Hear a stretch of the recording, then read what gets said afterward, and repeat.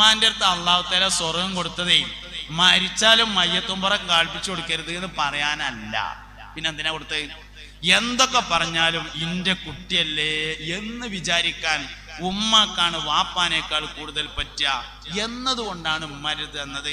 കൊടുക്കാൻ വേണ്ടി തന്നതാണ്, കൊടുക്കാതിരിക്കാൻ വേണ്ടി തന്നതല്ല എന്ന് ഉമ്മയും മനസ്സിലാക്കുന്നത് നല്ലതാണെന്ന് സാന്ദർഭികമായി പറയാം. അതുകൊണ്ട് ഉമ്മാന്റെ ദുആ, വാപ്പാന്റെ ദുആ വളരെ പ്രധാനപ്പെട്ടതാണ്. ഉമ്മാനെ എപ്പോഴും പറയലുണ്ട് കേട്ടോ. പറയാത്തൊരാളാണ് വാപ്പ. ഉമ്മാനെ എല്ലാവരും ഏതറിയുമ്പോ പറയും. വാപ്പ ഉമ്മാക്ക് പറഞ്ഞ എല്ലാ ഫളായിലും വാപ്പാക്കുണ്ട്. അല്ലാഹു റബ്ബുൽ ഇസ്സത്തിന്റെ ആദ്യത്തെ സൃഷ്ടി വാപ്പയാണ്. അബൂന അബുൽ ബശർ സയ്യിദുന ആദം അലൈഹിസ്സലാം.